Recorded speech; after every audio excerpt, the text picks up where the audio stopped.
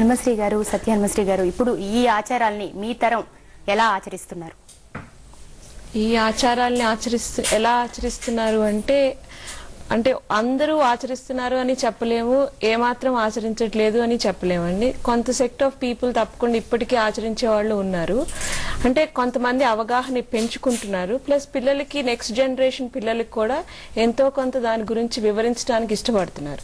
ఇంతకు ముందు cartoon channels మనం చూసినట్లయితే కూడా ఇప్పుడు ఆ డిజ్నీ క్యారెక్టర్స్ సంబంధించినవి తీసేవారు. ఇప్పుడు పిల్లలకి హనుమాన్ అని, శ్రీకృష్ణ అని, రామాయణ్, మహాభారత్ వీటన్నిటిని కూడా చాలా బ్యూటిఫుల్ గా పిక్చరైజ్ చేసి చూపిస్తున్నారు. అండ్ ఇదే ఒక గొప్ప ఎగ్జాంపుల్ ఏంటంటే వచ్చిన రివల్యూషన్ మనలోనే. ఈకన్ కార్టూన్ నెట్వర్క్ లో కూడా మన క్యారెక్టర్స్, మన మైథాలజీకి సంబంధించినవి, మన ఫెస్టివల్స్ సంబంధించినవి తీస్తున్నారు. అట్లాగే పిల్లలు కూడా చాలా ఇంట్రెస్ట్ గా చూస్తున్నారు. కాబట్టి సో వీటి పట్ల కొంత అవగాహన పెరుగుతా ఉంది, ప్లస్ ఇంట్రెస్ట్ కూడా పెరుగుతా ఉంది ఇప్పుడు ఉన్న జనరేషన్ లో.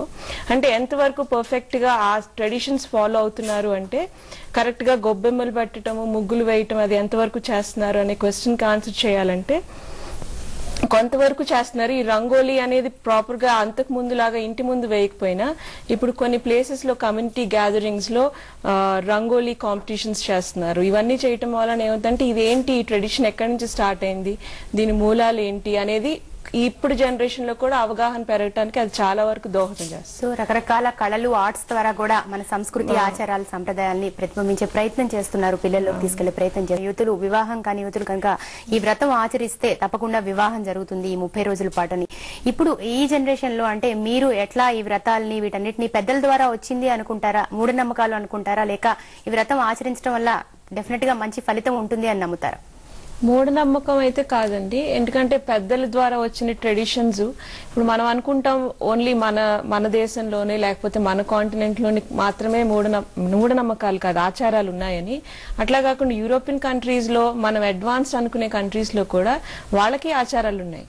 అట్లాగే ఆచారాలను ఇప్పటికీ కూడా వాళ్ళు పాటిస్తూ ఉంటారు, యంగర్ జనరేషన్ కూడా. అది ఒక వ్యక్తిగత అభిప్రాయం పైన ఆధారపడి ఉంటుందండి. కొంతమంది ఏంటంటే ఆ సాంప్రదాయానికి మనం ఇచ్చే విలువ ఏంటి, దాన్ని మనం ఎలా స్వీకరిస్తున్నాం అనే దాన్ని బట్టి ఉంటుంది. సో ఇప్పుడు కూడా చాలా మంది ఈ జనరేషన్ లో కూడా ఈ లలితా సహస్రనామం, విష్ణు సహస్రనామం అందరూ కలిసి చదవటం, చాలా మంది ఇప్పుడు నా ఏజ్ గ్రూప్ లో నేను చాలా మందిని చూస్తున్నాను. అందరూ చాలా ఇంట్రెస్ట్ గా నేర్చుకుంటున్నారు, ఆ వైబ్రేషన్స్ ని ఫీల్ అవుతున్నారు. ఇంట్లో ఏదో ఉంది అనే ఫీలింగ్ మాత్రం ప్రతి ఒక్కరిలో ఈ మధ్య కాలంలో చాలా వరకు చూస్తున్నామండి ఈ మార్పు.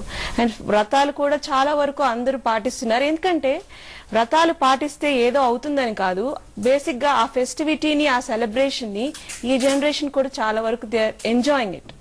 అంటే అదేదో ఆ ట్రెడిషన్ లో ఏదో ఒక అందం ఉంది, ఆ ట్రెడిషన్ లో ఏదో ఒక ప్లెజర్ ఉంది, ఏదో ఉంది దీంట్లో అనే ఫీలింగ్ మాత్రం ప్రస్తుతం ఈ జనరేషన్ కు ఉంది. అండ్ కరెక్ట్ ఎప్పుడు ఎలా డ్రెస్ అయినా కూడా ఆ టైంలో మాత్రం ట్రెడిషనల్ డ్రెస్సింగ్ ప్లస్ అలా ఉండటాన్ని చాలా వరకు ఇష్టపడుతున్నారు. ఇప్పుడు కార్పొరేట్ ఆఫీసెస్ లో కూడా ఒక్కొక్క రోజు ట్రెడిషనల్ డ్రెస్సింగ్ అని పెడుతున్నారు. They are all giving lot of importance to all these things. Okay అండి.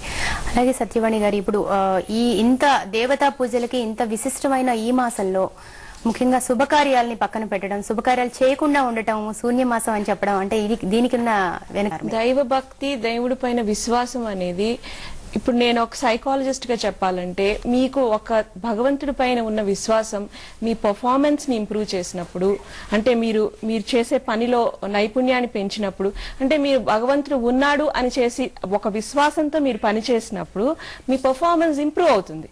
అంటే in a way me performance ని అది ఇంప్రూవ్ చేస్తున్నప్పుడు దానిని పక్కన పెట్టడంలో ఏం అర్థం ఉంది? విశ్వాసం ఉన్నప్పుడు, ఒక మనిషికి గొప్ప విశ్వాసం భగవంతుని పైన ఉన్నప్పుడు, అది greatest psychological support in this world. ఏది ఇవ్వలేనటువంటి సైకలాజికల్ సపోర్ట్ దైవ భక్తిలో ఉంది. ఉన్నప్పుడు దాన్ని ఈ జనరేషన్ కానీ ఏ మానవుడైనా దాన్ని స్వీకరించడంలో తప్పు లేదు. అండ్ ప్రస్తుతం చాలా మంది చేస్తున్నారు. గొప్ప గొప్ప ఐఐటి ప్రొఫెసర్స్ ఏంటి కానివ్వండి, మనం గొప్ప మేధావులు అనుకునే సైంటిస్టులు ఏంటండి, మన అబ్దుల్ కలాం గారు భగవద్గీత లేనిదే బయటకు వెళ్లరు. అట్లా గొప్ప గొప్ప వాళ్ళందరికీ కూడా విశ్వాసం వారిని అంత గొప్పగా నడిపించినప్పుడు దానిని మనం పక్కన పెట్టవలసిన అవసరం లేదు. ఇప్పుడు మనం మేధావులుగా చెప్పుకునే చాలా మంది దైవభక్తి ఉన్నవాళ్లే. సో వాళ్ళకి దాన్ని ఎంతో అది స్వాంతనగా నిలిచినప్పుడు దానిని మనం విస్మరించడం గొప్పతనం అనుకోవటం నేను కరెక్ట్ అనుకోవట్లేదు.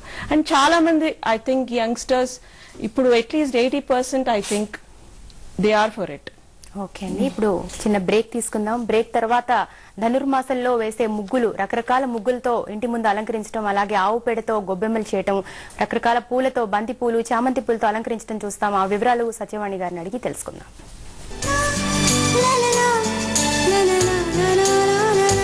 శాస్త్రీయ కోణం అంటే ట్రెడిషనల్ గా చెప్పుకుంటే బియ్య పిండి కలుపుతారు కదండి. సో అదేంటంటే మనకి భూతదయకు సంబంధించిందని చెప్తా ఉంటారు సైంటిఫిక్ గా. అంటే మన ట్రెడిషన్స్ లో అంటే వచ్చే పక్షులకి లేకపోతే మన చుట్టూ ఉండే చిన్న చిన్న చీమలకి వాటికి ఆహారంగా కూడా పనిచేస్తుందని చెప్తారు.